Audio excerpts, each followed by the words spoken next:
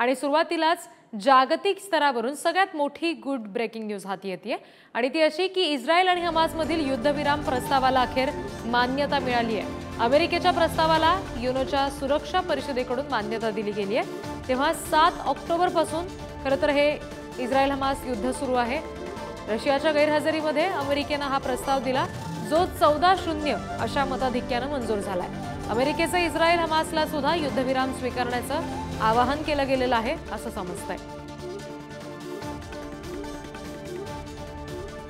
आंतरराष्ट्रीय घडामोडींचे अभ्यासक सतीश ढगे सध्या आपल्याशी जोडले गेलेले आहेत। सतीश सर, फार मोठी घडामोड म्हणावी लागेल, अखेर युद्धविरामाला इथे आता मान्यता मिळते। नक्कीच रिद्धी, मागच्या 8 महिन्यांपासून इस्रायल आणि हमासमध्ये हा संघर्ष चालू होता आणि आपण पाहिलं की हजारो निष्पाप लोकांचे बळी या संघर्षामध्ये त्या ठिकाणी गेले होते। नक्कीच एक आशेचा किरण म्हणून युनायटेड नेशन सिक्युरिटी काउन्सिलच्या या प्रस्तावाला जी मान्यता मिळालेली आहे त्याकडे आपल्याला पाहता येईल। पण याच्यात आणखीन 2-3 गोष्टी आपल्याला पाहणं महत्त्वाची आहे। सगळ्यात पहिल्यांदा, आतापर्यंत याच्या आधी सुद्धा युनायटेड नेशन सिक्युरिटी काउन्सिलनं वेगवेगळे प्रस्ताव त्या ठिकाणी ठेवले होते, पण ते त्या ठिकाणी पारित झालेले होते। त्यामध्ये महत्त्वाचं कारण होतं, एका बाजूला अमेरिका तर दुसऱ्या बाजूला रशिया आणि चायना यांनी जो आहे या प्रस्तावाला विरोध करण्याचा वेळोवेळी त्या ठिकाणी प्रयत्न केला होता। पहिल्यांदा असं झालं की 14-0 म्हणजे रशिया ॲब्स्टेन झाला आणि त्याच्यामुळे हा प्रस्ताव त्या ठिकाणी पारित झाला।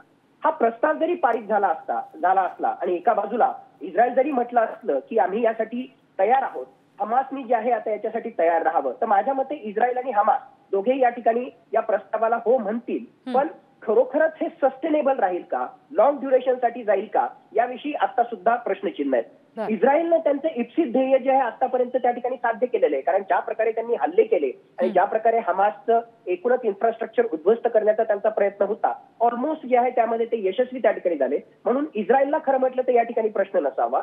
हमास समोर सुद्धा जो आहे आज घडीला दुसरा पर्याय नाही, म्हणून ते सुद्धा त्याला हो म्हणतील। आणि एक प्रकारे जे आहे जे पॅलेस्टाईन प्रिझनर्स इस्रायलकडे आहेत त्याचं स्वॅपिंग म्हणजे त्यांना परत त्या ठिकाणी मिळवणं हा हमासचा त्या ठिकाणी उद्देश असेल। त्याचबरोबर स्वतःचं इन्फ्रास्ट्रक्चर, स्वतःची जी आहे पूर्ण सगळे जे त्यांची फोर्स आहे पुन्हा उभा करण्यासाठी त्यांना वेळ मिळणं आवश्यक आहे। आणि सगळ्यात महत्वाचं, इस्रायल समोर आता एकच सगळ्यात महत्वाचं ध्येय आहे, ते म्हणजे जे उरलेले त्यांचे एक प्रकारे होस्टेजेस आहेत त्या ठिकाणी जे हमासच्या ताब्यात असणारे जे इस्रायली त्याचबरोबर विदेशी नागरिक आहेत त्यांची कशी सुटका करून घेता येईल हा त्यांचा प्रयत्न असणार आहे।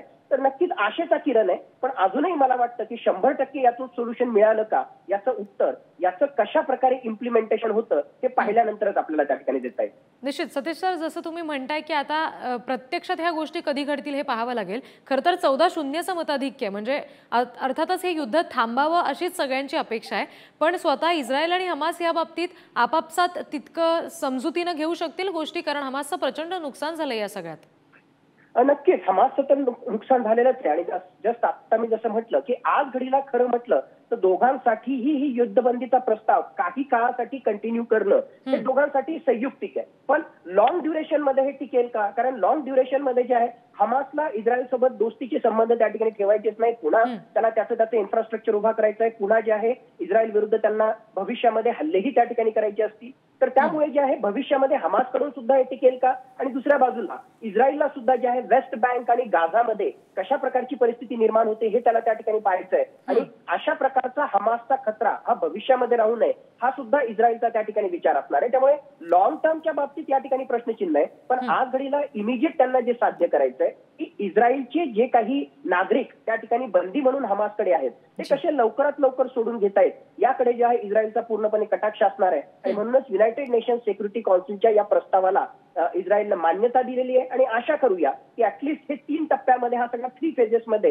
हे सगळं ट्रूस डील होणार आहे। एक प्रकारचा युद्धबंदी प्रस्ताव जो आहे तो त्या ठिकाणी इम्प्लिमेंट होणार आहे आणि ही सगळी प्रक्रिया जी आहे साधारणतः 3 ते 6 महिन्यांमध्ये टाकणार आहे। त्याच्यामुळे हे काही 1 किंवा 2 दिवसामध्ये सगळा प्रश्न निवळेल अशातला हा भाग त्या ठिकाणी नाही, पण नक्कीच चांगली सुरुवात आहे आणि एक चांगला आशेचा किरण आपल्याला दिसतोय, सगळ्या जगाला दिसतोय। असं जर आपण म्हटलं तर या घटनेला ते चुकीचं ठरू नये।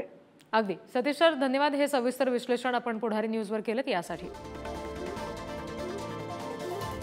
अमेरिकेनं आता इस्रायल हमासला सुद्धा युद्धविराम स्वीकारण्याचं आवाहन केलेलं आहे।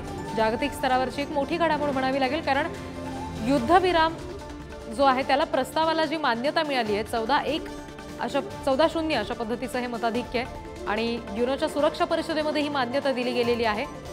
रशियाच्या गैरहजेरीमध्ये अमेरिकेनं हा प्रस्ताव मांडला जो 0नं मंजूर झालेला आहे.